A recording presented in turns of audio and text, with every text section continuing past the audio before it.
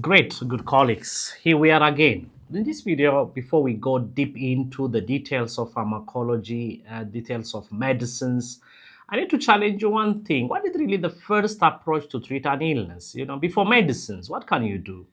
And you know that many of the illnesses we see in daily life can be treated without really medicines. You see, this is what we call non-pharmacologic modalities of disease management. You see, disease can be managed in simple ways, really, most of the disease, really, without really needing for prescription or over-the-counter medicines. Let's take, for example, hygiene.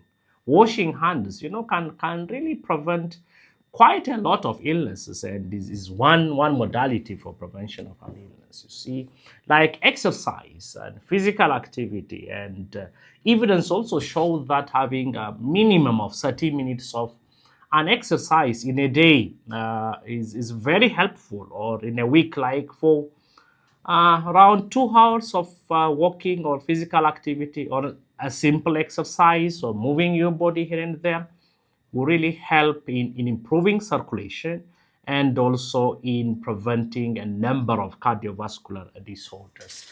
Not only that, even hydration, drinking adequate water is also very fundamental for health, for the blood circulation, for GIT health, for mental clarity.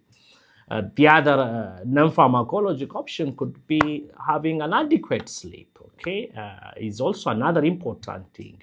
You know that our brain has billions of neurons which are very active. Imagine when you talk with someone, when you do your daily routines, these billions of neurons work in harmony to ensure that your muscle coordination is intact, your visual, your auditory, all your sense organs function as a team.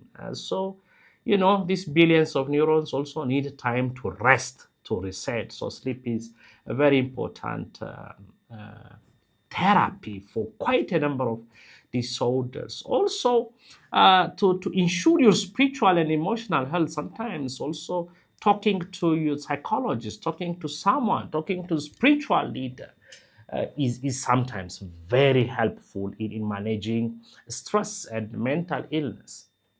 So what am I really saying? I'm just saying it's not only medicines. We have quite a number of non-pharmacological options. Take, for example, restricting salt intake is very important. And what they call it is also restrict the white things, like salt, sugar, fat. These are things that needs to be restricted. You should really restrict their daily intake, because restricting salt intake really is helpful to prevent from cardiovascular complications, hypertension, heart failure. The more in the salt, the more in the fluid accumulation in the body, and that will be a very big workload on your heart. It could also precipitate hypertension. So I will challenge you to look for what could be the other non-pharmacological treatment options, non-medicine, non-drug treatment options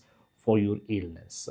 Maybe you can look around, you can Google, and also feel free to drop that in the comment section, and we can pick it up and we can have many more further discussions on non-pharmacological methods of disease management.